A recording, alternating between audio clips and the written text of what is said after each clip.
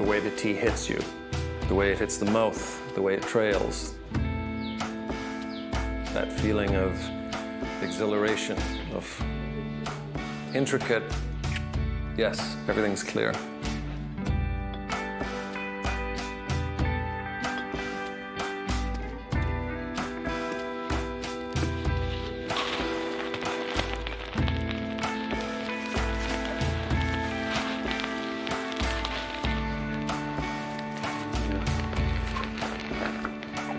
The most important process in tea is this part. It's called sajing. It's killing the green. So this is killing the humidity. Oh, hot tongue.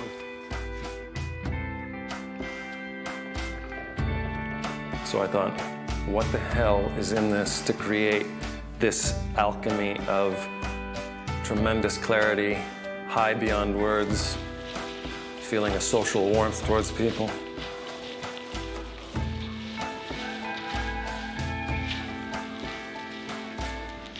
And this gets out some of the moisture, and you can see this old rattan stained with tea oil and tea moisture from years of rolling.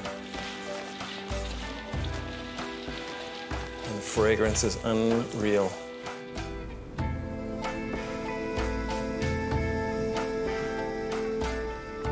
I had to get into that world, whatever that meant. So literally 10 years of my life were spent tracking trade routes, the remnants of the Tea Horse Road. And the last traders who were trading up until the early 1950s, people never really accessed their storerooms of memories. I just thought, well, why the hell isn't this route been documented? It's a great story, and we risk losing a massive part of history.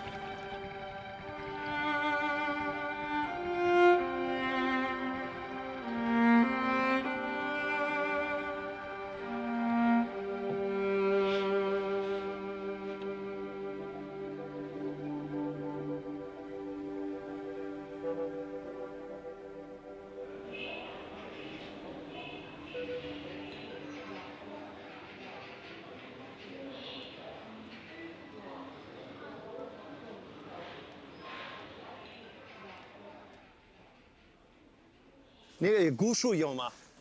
有。好。我上去。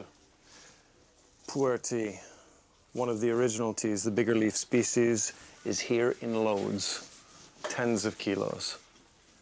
And our chashifu, our tea master. 这就是古树的料了。这个是古树的。哎，这个早春。Old tree tea, higher value, 这些 bigger 都是 leaves. 今年早春的生普。今年的。早春。哦，早是生普。野生紫芽。野生的紫芽。I was born in Ottawa and raised in Manotick, a little town south of Ottawa. 茶中皇后就是它了。好。最顶级的就这个了，芽黄。I grew up in a slightly Hungarian household, and what I mean by slightly Hungarian means slightly neurotic, and maybe not so slightly. So food was coming in that nobody had ever eaten. So these are just broken up pieces from mushroom-shaped compressed teas that have been broken apart. I was taking pheasant sandwiches to a junior high school where everybody played hockey and listened to Motley Crue, and here I'm showing up with a pheasant sandwich. People of discriminating tastes wouldn't buy that. People who love tea would definitely go in for that. I'd be in for that. So all of this stuff in my dad's kitchen was just coming at me, and tea was one of those things. Fast forward to Taiwan, and I thought I was going on a date with a nice young Taiwanese woman, and in fact, no. What she had introduced as an introduction to something very Taiwanese, which I thought was going to be the date, ended up being an introduction to something very Taiwanese. I was welcomed by close to a dozen people who each brought their own teapot, their own tea. And I quickly realized these were people who were entirely committed to the leaf, its harvest, the cultivation, the discussion, and far from being pretentious, this was obsessive interest in tea. I think that's an interesting thing. This one piece will make 52 layers. Watch on mobile devices or the big screen, all for free. No subscription required.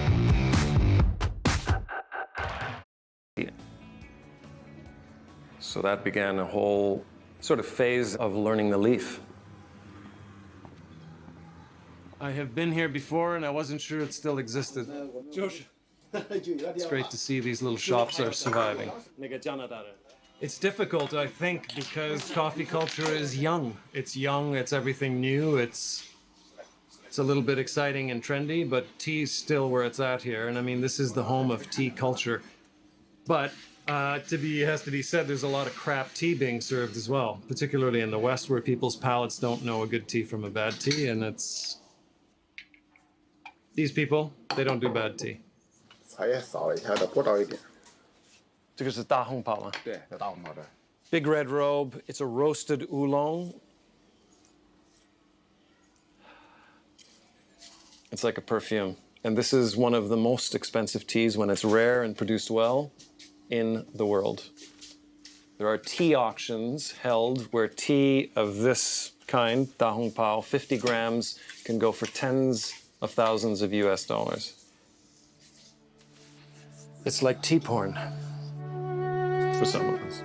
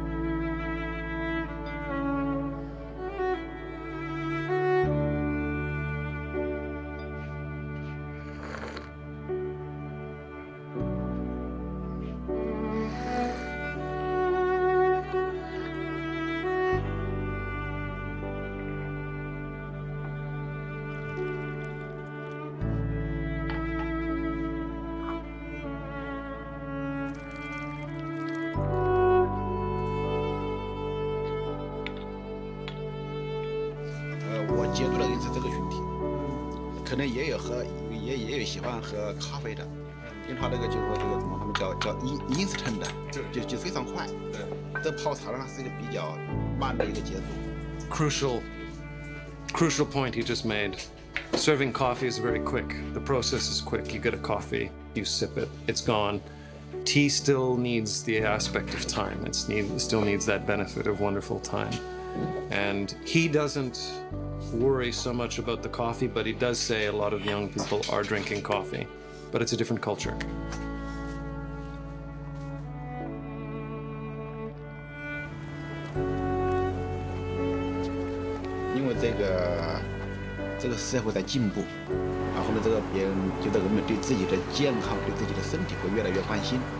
Talking about tea being much healthier for the body, for the health, for the... So he thinks tea has longevity on its side, which I like. I like optimism, even when it's delusional. But these tea shops surely are disappearing.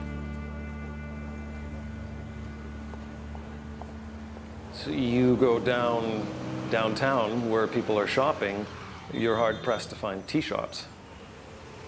Even 10, 15 years ago, you'd always be offered tea in a traditional Chinese home. Now that's becoming, would you like Coke? Would you like a little shot of coffee? We've got a coffee maker, by the way. Coffee is eternally available, it seems. And yet coffee lacks the story. There's no tail. It's a bean that was introduced. It's modern. If we talk on this flowing chart of fluid that's created from these leaves, if you're looking at a single point of origin, the Camellia sinensis assamica, the big leaf varietal, can find its home in the south of Yunnan and can call itself one of the origins of all tea on the planet.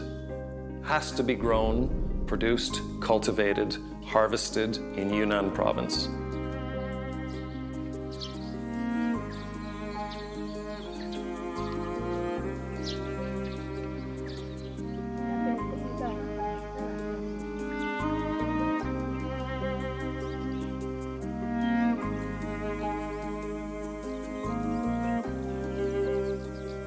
Best of pu'er is essentially everything is done by hand with a master at each stage. The harvest, the cultivation, the frying, the withering, The tea that we know as dry dust in bags that we've grown up in the West with was something made for the addition of milk and sugar. We're talking about mass production. We're talking about an industry rather than family businesses.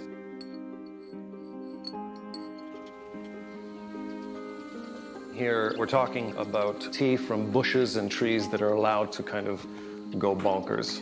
They're allowed to live unpruned, unmolested, unfertilized.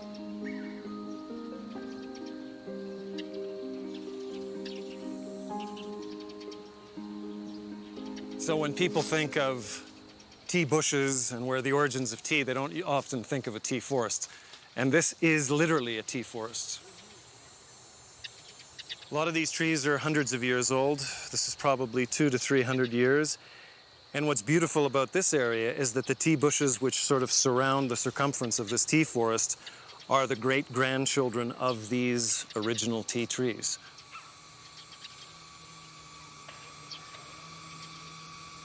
Surrounded by a symphony, a chorus of cicadas up here in Hukai Mountain. Standing next to a deity in this part of the world, a 750-year-old tea tree that produces tea that goes for a few thousand a kilo. So this little gem would constitute a perfect pluck. And when I say perfect pluck, it is literally one bud and one leaf. The more value to tea, the more likely you're going to see just these end leaves and buds, sometimes with 2 leaves and 1 bud.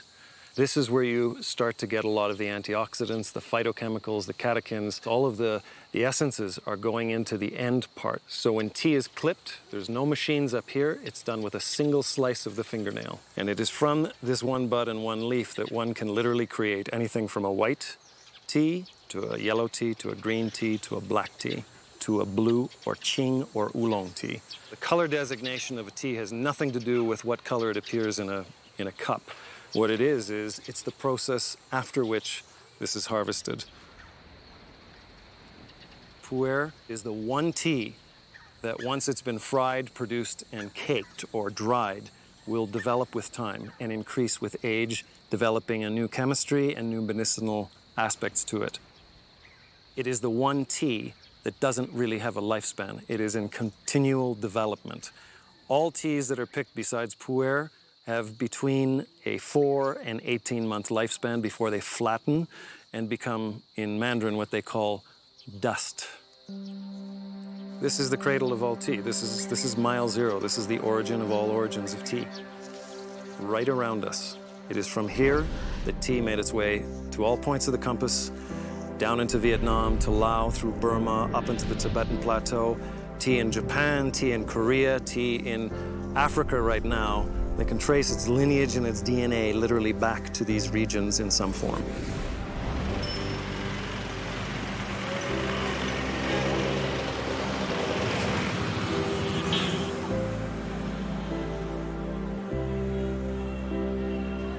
Monghai is the center point of tea for the Tea Horse Road.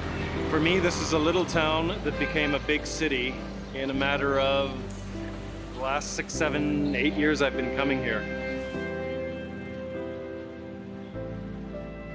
It's basically a collection point for some of the best pourers in the world.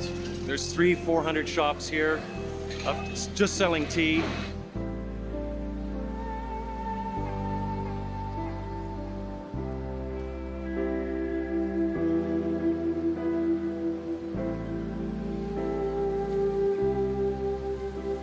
Arguably, it is the most tea-centric town that one can find in Asia. It is 24/7 tea.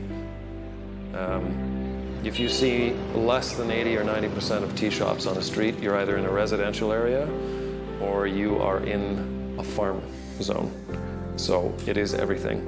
And every tea shop owner has their own clients, their own relationships with both the cultivating peoples and with buyers from the big cities.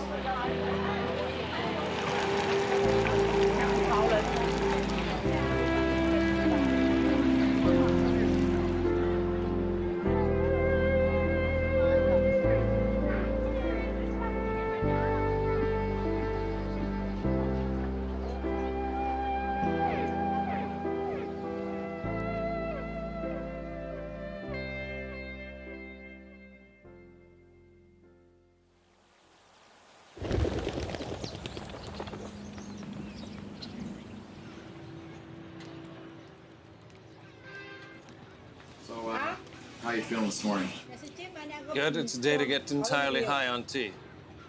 There's enough knowledge and enough information and medicinal detailing of tea. Now it's time to just get ripped. 第一次我们去喝太多的茶，茶冰你知道吗？我喝太多，我在台湾。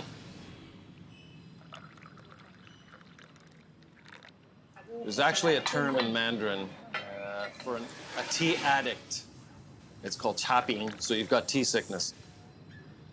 And literally, it's this compound. It's not one stimulant in tea. In a really good unmanipulated tea, a fresh tea, you have a ball of hundreds of stimulants working together, so it's all working together to hit you in the neurological system, in the capillary blood flow area. It increases your blood circulation while sort of not depressing, but relaxing your heart muscle.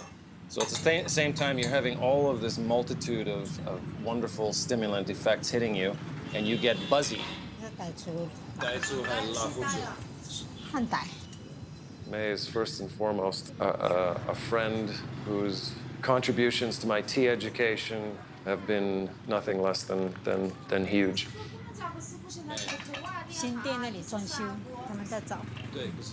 May is ethnically Hani, which is one of the most important of the tea cultivating peoples of southern Yunnan. And she has a tea shop that's maybe about 80 square feet.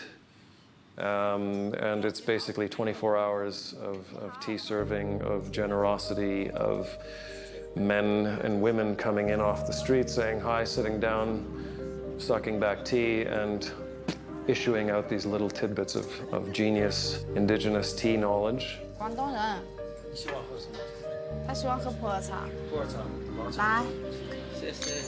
Over the years, the tea has been amazing. It's been plentiful. It's been flowing. There's been meals. And basically, this has become like a second home, this little tea shop. May talks instinctively about tea because she knows it through generations of her family. She talks about the people. She understands the relationship between the growers and cultivators and the tea bushes. And she just understands what a good tea should be.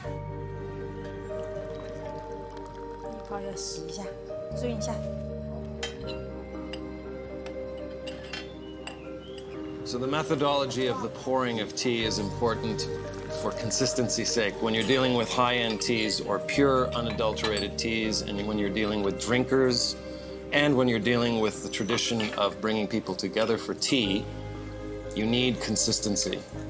So first, there's an initial rinse. The temperature for pu'er is fully boiled.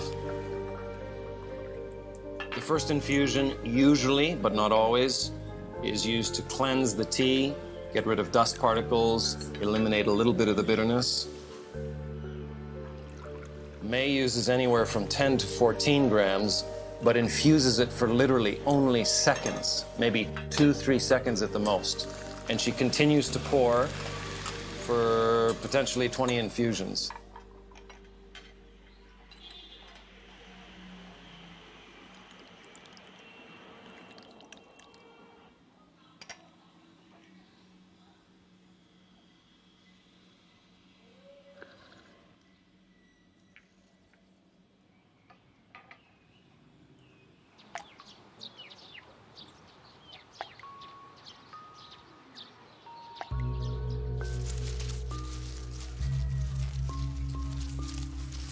May always stresses 3 things. Know the source, where tea comes from. Know who makes the tea. Every village, every homestead has a master tea maker or a tea fryer. And let your mouth make the decision. If you know the basics of what a tea should taste like, trust yourself and trust the people you deal with. This is one of those really important aspects of tea buying, just to meet the growers. Without knowing the source of a tea, you can't determine what quality of tea it is. So we're meeting the actual guy who grows the tea, who then sells the tea to May, who sells the tea to me. Southern Yunnan pu'er tea You cannot separate this idea of ethnicity and the type of tea that they grow. They're all growing pu'er tea, slightly different techniques to fry and dry, but we're in a honey hotbed, which are the mountain people. 你今年卖多少公斤？它的春茶200多斤应该有了吧。200多斤。 It's important in the long view of Yunnan province to understand that this part of China, as we call China now, was only brought into the Chinese or the Han Empire in the 13th century by the Mongols. This was an entirely minority driven and ruled place. You've got 25 minorities, every one of them has a tea culture. So we're at one of the highest altitude areas that grows pu'er tea. We have some of the oldest tea trees around us, and you've got great drainage, and you've got superb clay soil. That combined with the fact that you don't get direct rains or direct sunlight, you've got the perfect ingredients to make a tea. I would compare it to wine culture because you talk about the soil, you talk about the producer, you don't just speak about the peach apricot flavored hues. This is a far deeper discussion. This is an intricate assessment of each stage of preparation, consummation, and appreciation. And now their tea trees are getting higher amounts of money. They have clients from Beijing and Shanghai coming here buying bulk tea. May this spring bought 112 kilos of his spring tea. That's his almost 60% of his entire stock.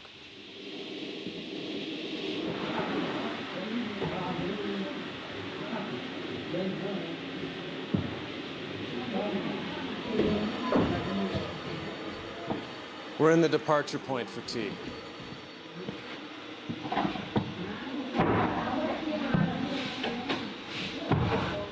This is the confluence of where the dried tea leaves come. They're collected, they're rolled, steamed, dried, and sent out to all points. This is where all the action happens.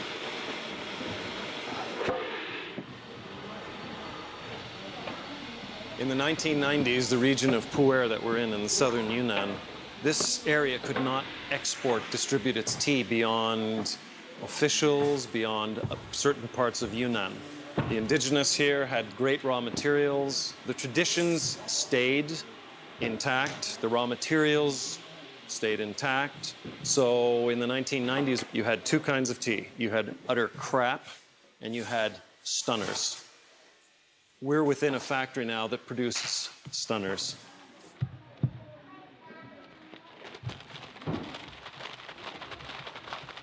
It's interesting, a lot of people within China don't actually know what a good quality tea is.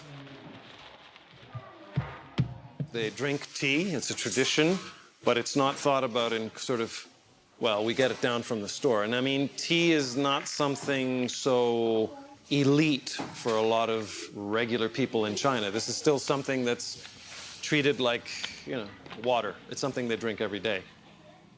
Now you're getting coffee sort of moving into a lot of regions, which is actually not bad because a lot of the people who aren't serious tea growers are just flipping to coffee, which leaves better tea available.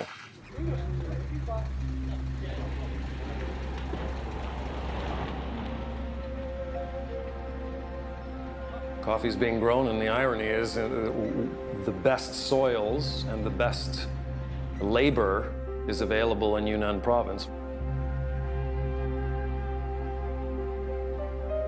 I would say that tea culture, being of something very traditional and ancient, is ebbing.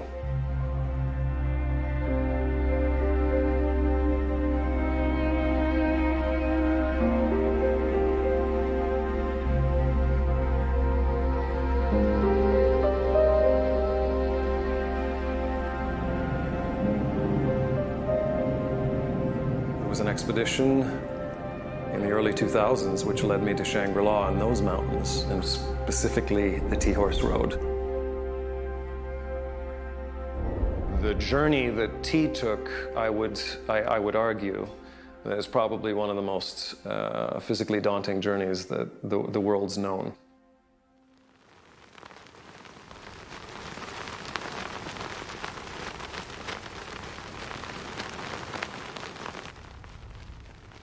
The Silk Road is known. For me, the Tea Horse Road is more important, more culturally significant.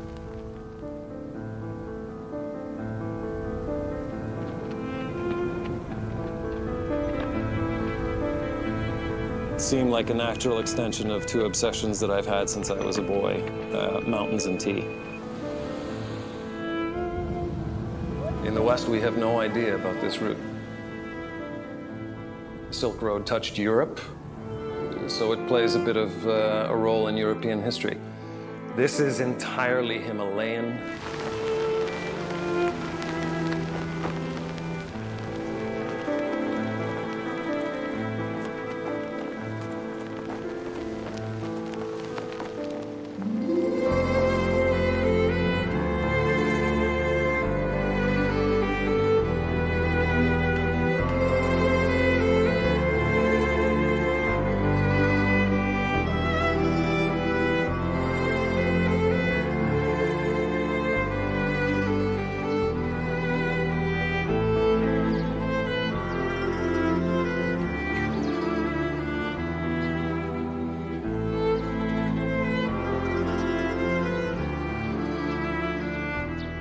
This is northwest Yunnan province, but more importantly, before the delineations of borders, this was an old Tibetan stronghold called Gyaltang, the Royal Grasslands. And 10 years of my life were spent pretty much fixed in this location, tracking trade routes, the remnants of the Tea Horse Road. This is one of the alleys that historically was part of the original Tea Horse Road. So caravans would have come through here bearing gifts, bearing salt, tea, gems, aprons from Tibet. They would have been either on their way northwest and west to Tibet or south to Lijiang. This is Songzhenlin Monastery, one of the great epic monasteries of the Tibetan world. It's very important to realize that the monasteries and the spirit world were linked absolutely to economics and trade. Teas that were contributed to the monasteries would be hoarded. The monasteries would wait until the value of the tea went up and then trade it off. So monasteries actually made profits based on tea. Gyaltang was also a feeding point, a collector, sort of a collection point for traders, novice monks, migrants, pilgrims, thieves to sort of come together, form these massive caravans, and make their way off onto the Tibetan plateau of Lhasa. So the ancient tea trees of southern Yunnan, the traders would bring them up to trading towns like Pu'er, like Dali. In turn, they would be changed, put onto mules, high-altitude mules, if you will, and brought up here, and then it would go through another series of runners, or it would sort of be exchanged, put onto yet another mule, who was handled by another horseman. So the commodity of tea would never really be handled by one sole person for the entire journey, or even one mule. It would go through a series of exchanges, and every time it went through an exchange, it gained in value. And so by the time it hit the market center points of Leh and Lhasa and Kathmandu, the value had accumulated just tremendous value.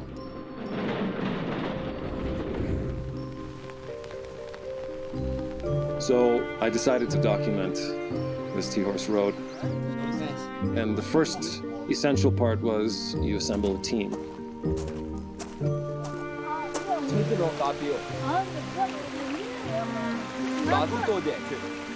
Dakpa. And he was the one, he's very vital in my life, because he was the one that pointed at this wisp of a route one day and said, "That's where I came from India." I said, "Well, what the hell is that? That's a route to India?" And he says, "That's the Tea Horse Road." But actually, when we come from India, Lhasa to here, took us 2 months on the truck, you know. Born in India, he came over the Tea-Horse Road with his father to immigrate back to his father's hometown of Shangri-La. I made an oath, promise, with old friend Dakpa, that we would travel the route and bring it some of what it was due historically. Remember the one we went there with the Doja Kando, and you know, all this happened in the big snow? Yes. Then one of our mules fall down, no? Yeah, because everything was a monotone of white. We couldn't see where the ledges were. The Even mule the road fell. cannot see. They couldn't see the Our route. luggage is go down. Mule fell down, ripped open its side, and all the luggage was all over the place. We almost lost 2 people. One of my dear friends turned to speak, and in a split second was shooting down a glacier. Had he gone another bit of distance, he would have been in a gorge, pulped, finished.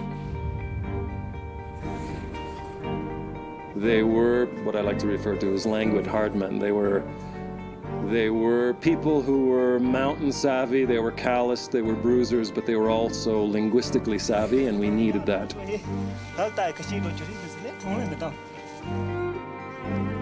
Through the Tibetan plateau, you've got 4 or 5 main dialects, and you've got dozens of sort of mini dialects.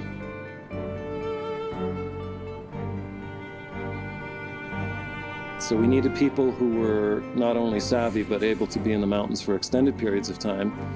One of the provisos was they had to drink tea, and they had to be able to be patient with being lost. Sonam showed up. He was literally a waif. I really looked at him and wondered, can this guy trek for 52 days, hardcore, above 4,000 meters, lugging 30 kilos of gear? Well, the answer was yes. Actually, I was growing in a village, yes. When I was 10 ages, I used to grazing the yaks and cows and horses, go up and down, up and down. 87% of his mass is lungs.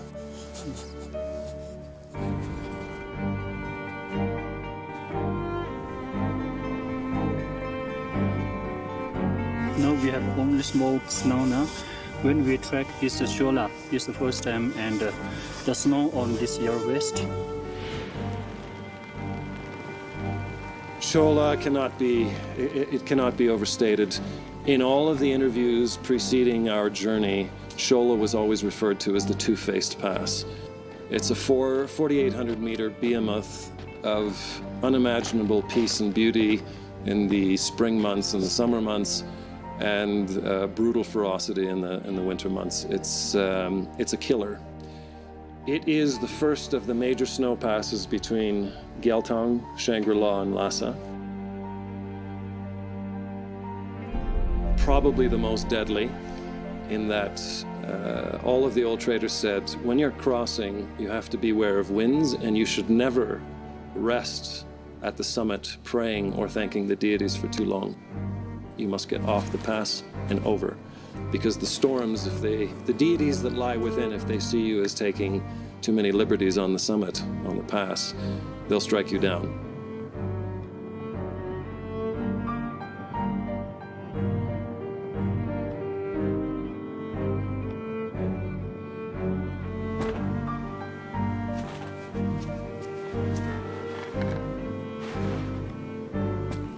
It's buzzing. I get buzzy now because we're about to actually embark on one of the most potent and probably one of the most important small sections of the Tea-Horse Road, the ascent to Shola.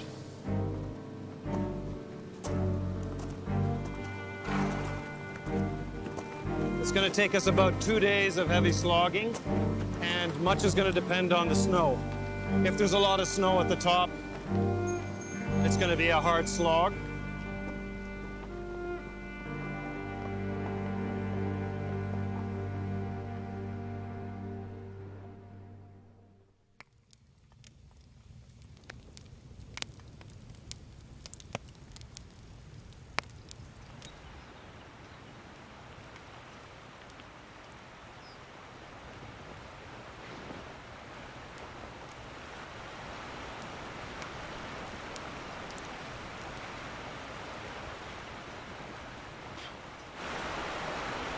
So we're a few kilometers up from the trailhead, halfway to Shola.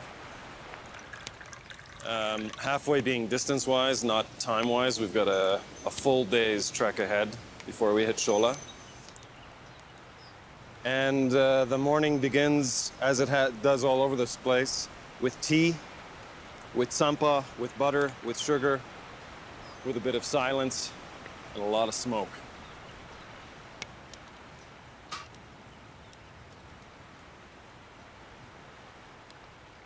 The teas that the locals drink should be looked at as a fuel. Carbohydrates, the addition of electrolytes with salt, butter, carbohydrates and calories.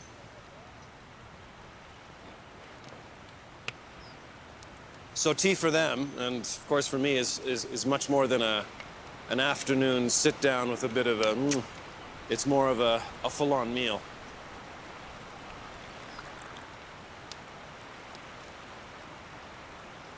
Yeah. So one's loose leaf, one's a brick. This was very popular, and it still is for the Tibetans, sheerly because of its transportability. So tea like this was steamed, formed into these shapes, and then sent to every point of the compass. And the Tibetans love it because they can transport it, particularly mountain men, where they just take a little bit of the tea, whittle it off, put it into the pots, into the kettles, and instead of infusing the tea, they stew it over time. So the teas that they drink have been 20, 30 minutes of stewing. The addition of butter and salt. This is as non-pasteurized as you can get. It's non-PC butter, but loaded with vitamins. Then they put it in a bowl, sip, and at the end, what they'll do is they'll actually pour in some barley powder or tsampa, grind it in to create this actual ball, which is often shoved into a pocket to feed the mules and often just to take a nip of during the day as we take in the mountains.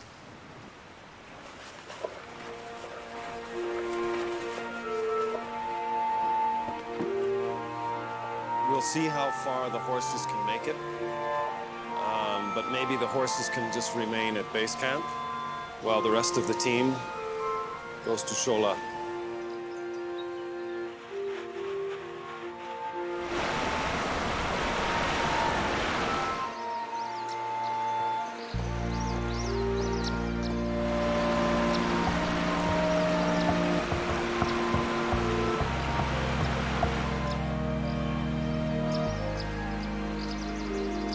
What's really exciting about the journey today is there's pilgrims coming in a circumambulation because this is the year of the sheep.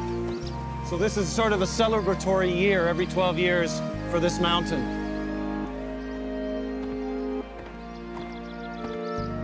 It was a zigzag of people and mules and hoofs and feet ascending up into beyond the tree line. So to do a waijong, what they call, or a kora, around this mountain range, once in your lifetime is considered something sacred. And it's utterly physical, and this is something about the spiritual concept up in the Himalayas. Everything has a bit of a masochistic physical component to it.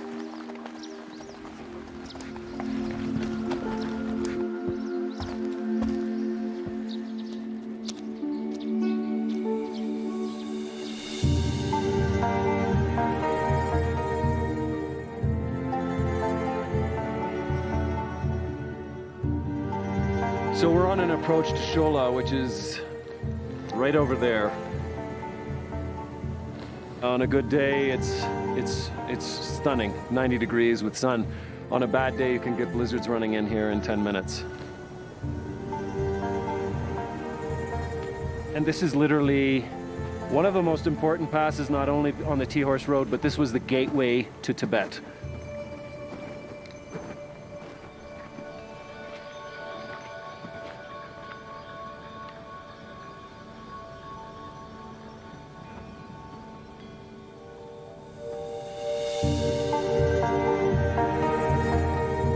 Every time I've been up there, and close to a dozen times now, it's a different world. It's a slightly different shade. I meet different pilgrims.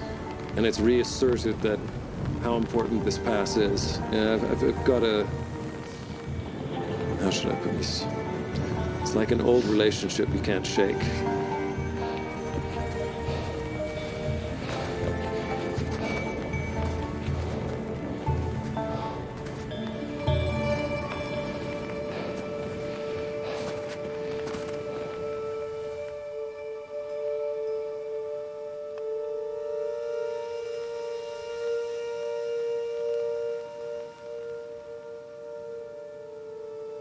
We've summited Shola, the pass at 4,800 meters.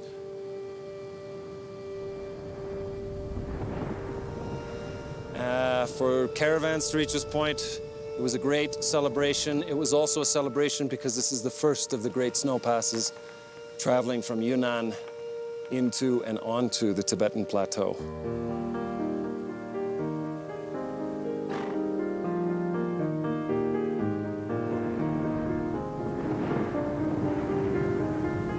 It's a pilgrimage route which has become known. So you're getting people who know very little.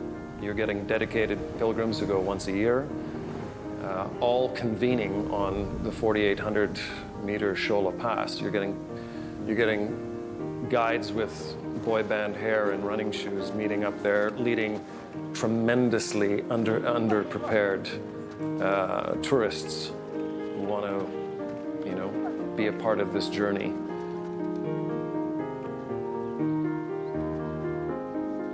As much as the Himalayas are about a perception of spirituality, you cannot take commerce or economics out of the equation.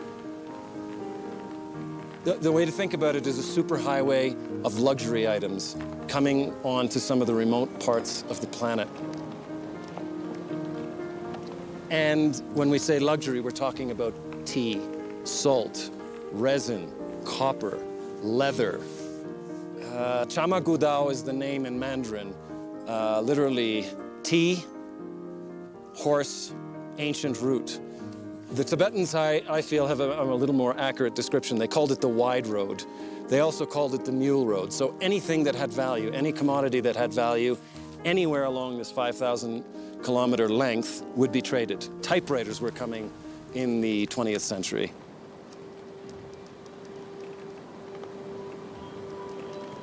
That way is Tibet. Permits, visas, we don't have them. Nobody gets them to do what we want to do.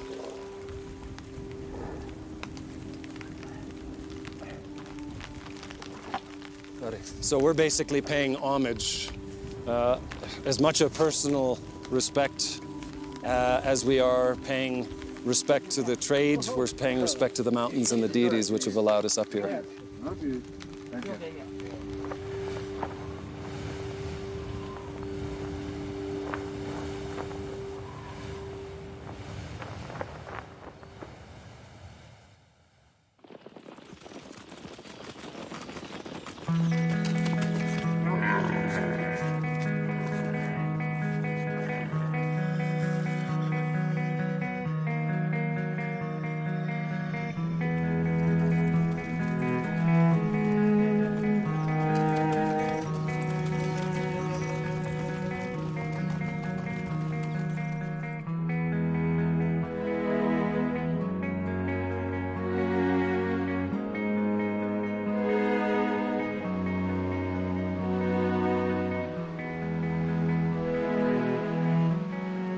The history of the Tea Horse Road largely is an oral narrative.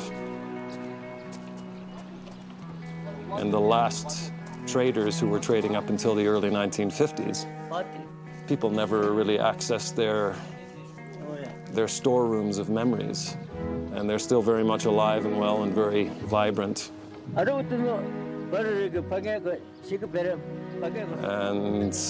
a lot of the elders actually started inviting me over for these extended tea breaks, which went into whiskey breaks. So interviews which began, we thought, with maybe 30 minutes allotted, would end up becoming 4-day interviews. And it weren't just interviews, they were living with them, waking up with them, going on tangents with them, getting lost A good portion of 7.5 months was spent getting lost in the mountains.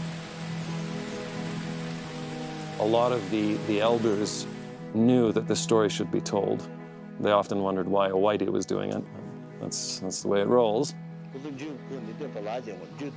But they were quite proud and quite detailed in their memories of families that were along the route. So I took these notes of the maybe 50 or 60 that I've interviewed over the years. 85% have passed away. If there isn't a database of all of these stories, then we risk losing a massive part of history. This pass is called Kala. Kala. The idea that for 1,300 years, nothing stopped tea trade. The priority was to get tribute teas to the Tibetans. This is not the Tibet we think about. We risk losing this vital piece of Himalayan history that linked 36 minorities, language, and it linked the ancient commodity, the stimulant fuel tea.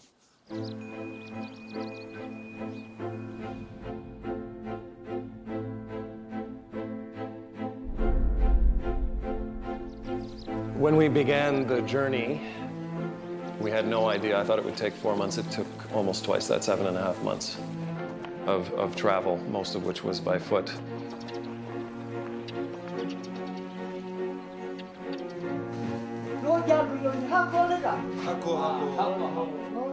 And the people along the way emphasized, reiterated, confirmed, corroborated, tea is still the most important commodity that there was.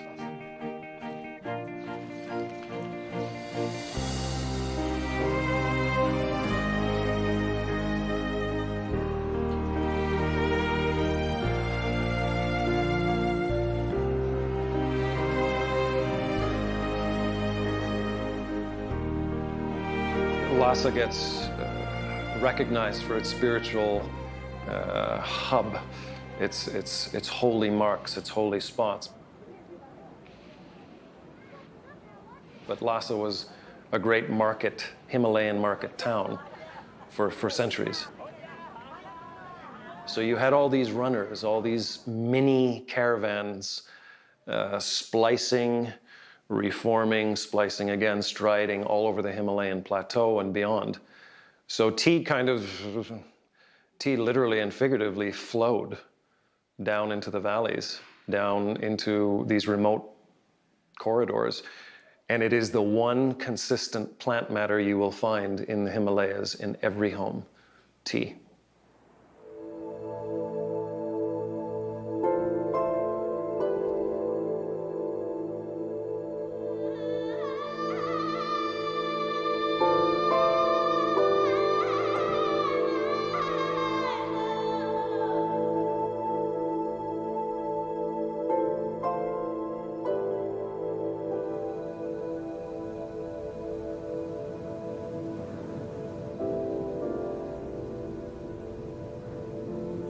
And this route was used by local traders to go up to Lhasa, act as middlemen, act as bartering chiefs for their villages, for their towns, for their monasteries in the Kali Gandaki, and basically collect what was needed for this vital swath of nomadic culture and these villages tucked away in the valleys.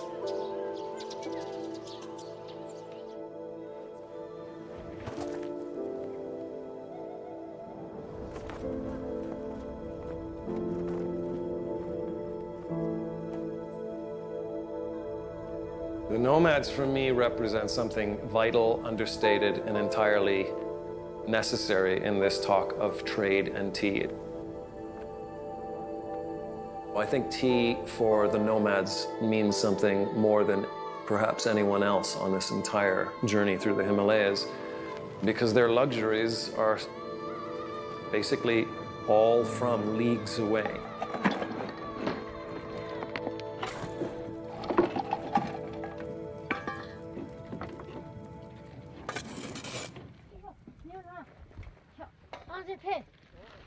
The tent that we entered into was basically a billowing bit of yak wool with simple essentials for people who move up to 6 times a year. Mar. Dimar. Dimar.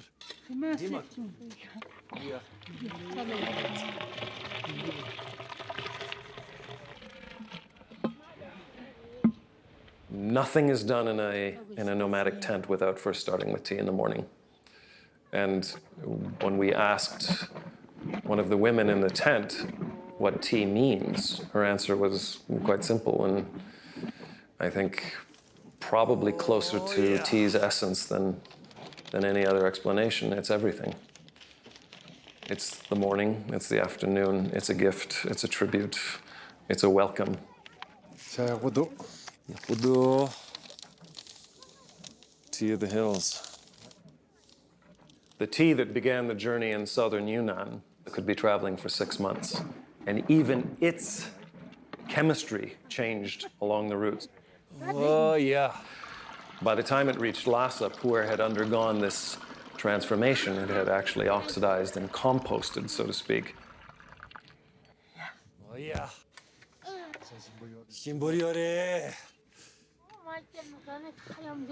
The cups are presented to guests in a very formal way. And the ceremony, the welcoming aspect of it is brilliant and something very touching from people who can ill afford to be giving things away in their tent. Dimar yarpondu. Dimar yarpondu. Where is the salt coming from? Over? Böne. Oh, yeah. Sacha pö. Yeah, Sewang was an interesting one. His method of communicating with locals, very much a man of the people, and very much somebody who could ask a question in a way that an elder Tibetan could understand, and that a youngish Western whitey could as well.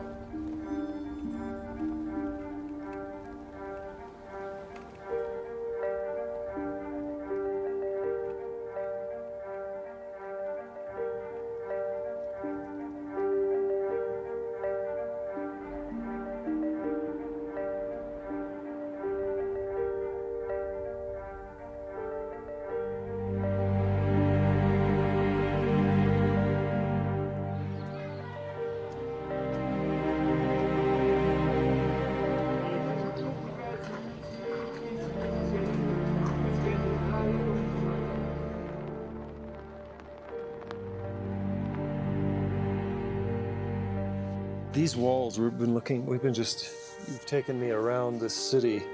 The walls here are hugely thick. Why so thick? Were there bandits? What was the reason for the thickness of these walls? Because these are meters thick. Yeah, this was walled, as a protection from enemies. Right. So this was well protected. This has only one door, which only, opened in the morning, and at night it used to be closed.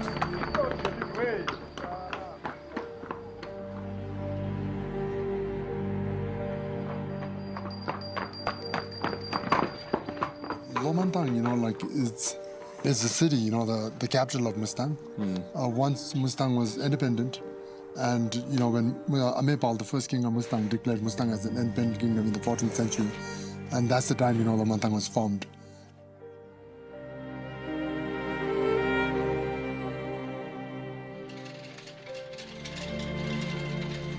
So this has been a very, very important town, because all the trade that took place between India, Nepal, and Tibet, that was passing through, Mustang. So this was the main trade route for, salt, wool, and also for tea.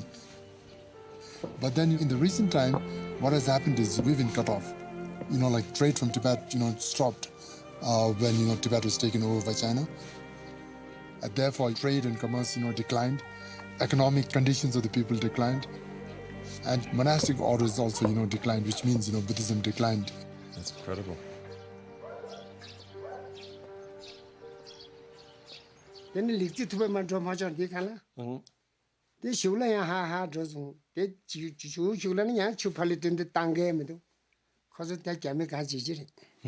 So the first, the trade was when he was 14 years old. And he went as far as Lekse, which is the nearest town in Tibet from Mustang. Lekse. Lekse. I mean, these guys are my heroes. He remembers the days of tea coming from the trade route before this whole cultural revolution, where trade routes were still very much fluid and organic things, that borders were just thoughts rather than any delineated fence lines. Has he ever had a cup of coffee? Coffee 통유에노. Coffee 통유 coffee 아니 대단해 내 그런 집에 돌아오니 제대로 선에는 coffee는 갈까타네요. I've taken coffee. It's not good for me, he says. He feels dizzy and he goes with this Tibetan tea. This is much better. I'm used to this, he said. He remembers the tea quality being superb. And what he said was, the tea that used to be traded was stronger, more flavor. Smaller amounts would make multiple infusions of their stewed buja or boja, the Tibetan churned tea. And he was quite irate with this whole, this descent of quality of the tea. Okay, so once Tibet was taken over, the good tea stopped. Yeah, they didn't want to send anything, so they completely stopped the border. So there was no trade at all. They can mix it. Mix it? They need to mix it. They've mixed it with good and bad tea, but in the old days, they used to have heavier bricks of great tea. He says now the weight has gone, there's more stems in the tea, and you get one good infusion out of this serving, and then no taste. I almost feel we should give the tea cake to... Yeah, sure. You think it's okay? Yeah, definitely. This was great. So during the discussion, I decided on the spot that I was going to present him with a tea cake that I would have liked to have kept. But in hindsight, I needed to... This man, it was like a badge. I wanted to bring him this tea cake from the origins that has traveled with us for over 5,000 kilometers. Kathmandu. 어디 자좀 들었다 돼. Jalandi. Dela. Ngama chapso ko dile nak to mane chachago odrela. 잠시 가둬야 돼. 아고도 스모슬리 몰라. 나도 잘라 되는 ngama 차 야보고 테. 야보. 마운뉴뉴 질을 추만 불러야 돼. 레. 자 뉴뉴뉴. 대체 차 망불로나 추 타마지 니마들로에 매. 레. 이디 차 거리 kuma자 기동아. 야야. 네. 라라라. 산ing이 잘 야보고. 소니 쇼파. 쇼게. go 쇼키. tumba지 발. tumba지레. 야야. 자 마지로 쓰네 그. Tomorrow morning. 통. 랑지 통 들으죠. 들으죠. 네, 자 대바지나. So in Tibet, people were so much into tea, they even just, chewed. As they were drinking sometimes. Yeah, they chewed tea, like this, like he's doing. And, he's saying like how people drink coffee, they were into tea in olden times. When was the last time you saw tea of this quality? Then 자 데레가 남통 요원 나라다. 다디 자데 집에 도와지가 오예. 자 데레가 남통 요원 나라. ngema mane 다다다. 로 니체는 좀 맞아요. Oh. Yeah, it's been about 25 years since he hasn't seen such a good tea.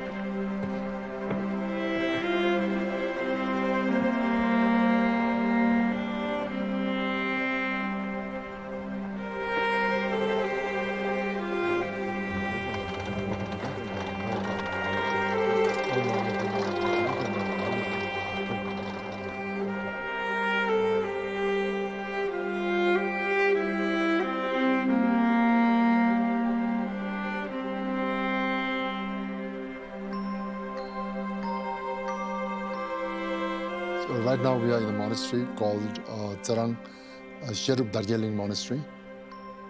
And this is a very, very important monastery in the entire region of Mustang, because this monastery is believed to be an epicenter for the spread of Tibetan Buddhism in the late 14th centuries.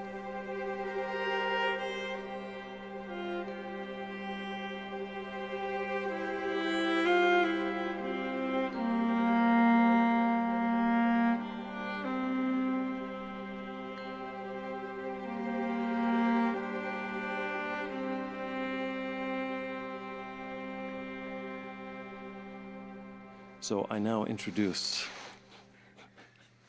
royal blood of Mustang. Oh, thank you, thank you, thank you. So can you explain to us a little of who was the king and who are you? Okay. So, the kingdom of Mustang, it was established in the late 14th century by my, forefathers. Amepal was the first king of Mustang, and the present king is the 24th king in the lineage, direct descendant of this, king. 24th. He is the 24th king of this dynasty. So, I am the nephew of the present king of Mustang. My grandfather, my mother's father was the earlier king, and then my mother's brother, became the king. So the present king is my uncle. So I'm his nephew. So can we call you Uncle King, Nephew King? No problem, Jeff. Call me Tewang. This is the monastery kitchen. So this is where the tea was made, actually. These are the vessels where tea was made. And this is, how the tea is served, chuffing. This is called chuffing, You're feeding tea to, maybe 30 to 40 monks at one time. So these are big ones, which are very special to this monastery. Beautiful. Tea definitely was a part of everybody's life here in Mustang. Without tea, we cannot survive. The first thing that you do in the morning is drink tea. You offer the tea to God, first, and then, you offer yourself and to your family. Without tea, I think people cannot survive in this region.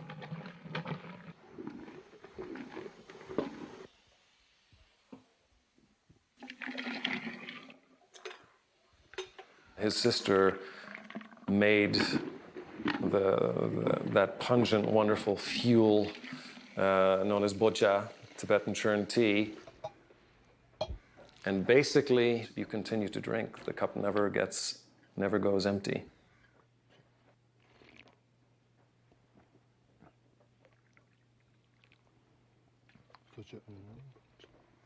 And the tea must be consumed while hot.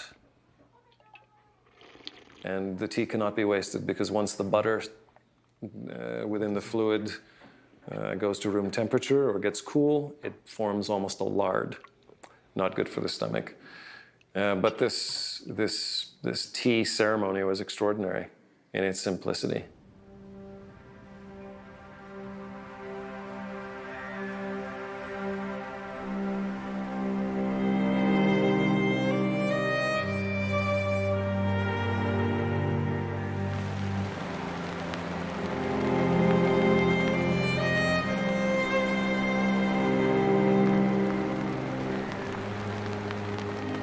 Kathmandu is situated at the confluence of two rivers.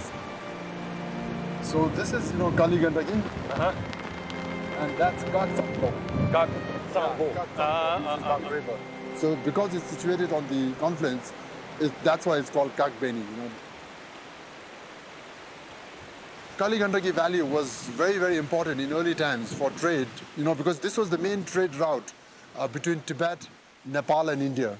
So that's why, Mustang flourished because it was the main trading point between these points. And that's why, Mustang flourished culturally, religiously, and also economically they prospered because, it was located in such a strategic region. So tea would be coming down these valleys on caravans, salt, leather, incense. This was kind of a trade highway, so to speak, through the Himalayas. Well, yes, definitely, it was the main highway.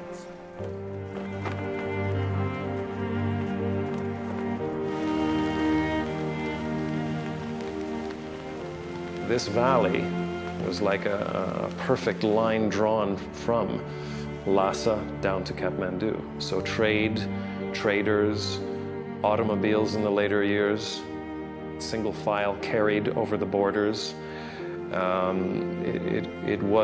It represents, I think, one of the most beautifully simplistic trade routes, extensions of the tea horse road that one can find.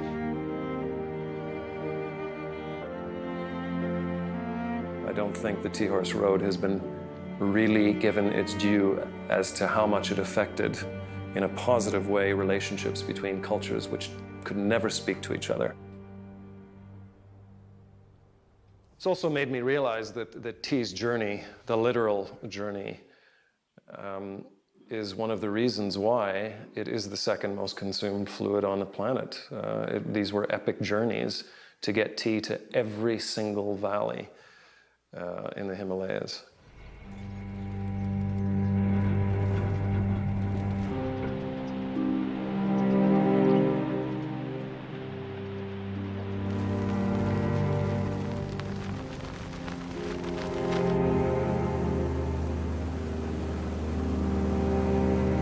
This has been sort of a brilliant bit of education. Coming down into the Kali Gandaki Valley, into the ancient capital of Lomantong and Sarang, down to Kathmandu.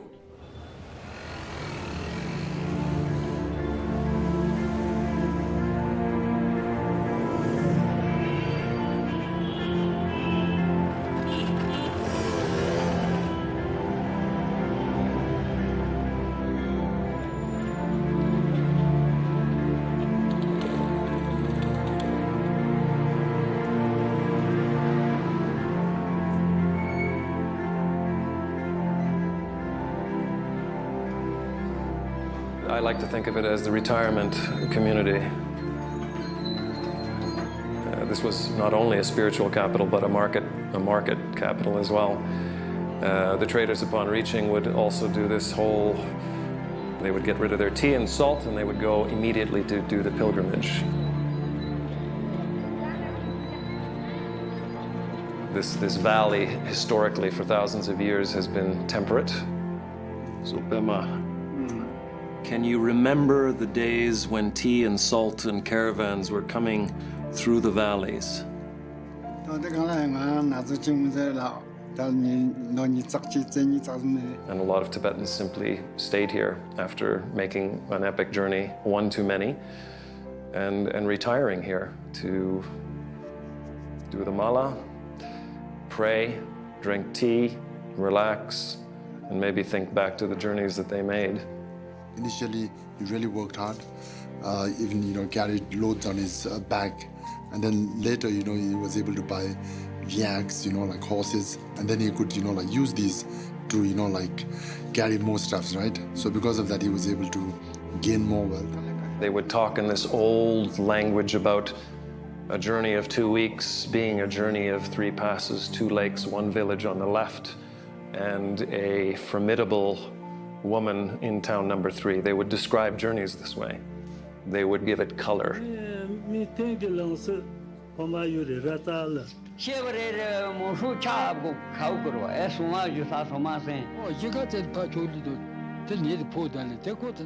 We met traders who probably, given what they told us, traveled 40,000, 50,000 kilometers in their lives by foot, ushering this green stimulant across the top of the world.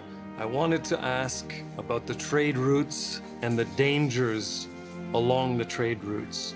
How difficult was it to travel the trade routes? My feeling is that the tea route hasn't lost any of its luster.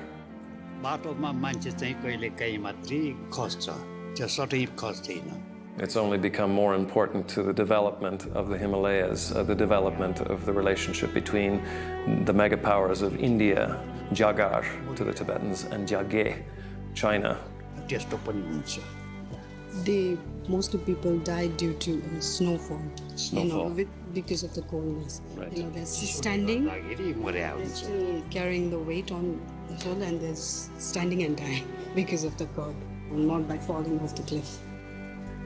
It's made me very cognizant of how bound these roots, DNA, trade, pilgrims, this route was everything. It was a pipeline. It was an absolute essential highway through the sky. The Tibetans describe it beautifully when they describe it as being the eternal road.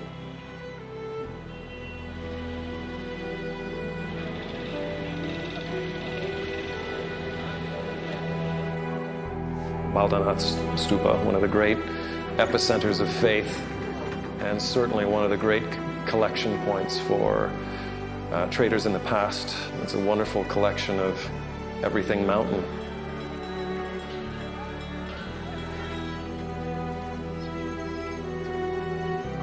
But coffee, again, the great enemy from the south, has made its way into the city. Reminds me a little bit of Beijing in the sense that tea houses are getting fewer and fewer.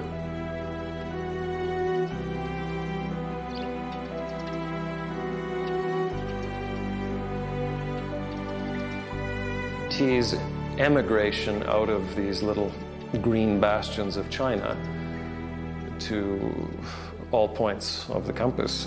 This is a tale that needs to be told, and you know, one Tibetan, I'll never forget him. I was talking to him for hours. A little bit of whiskey was passed.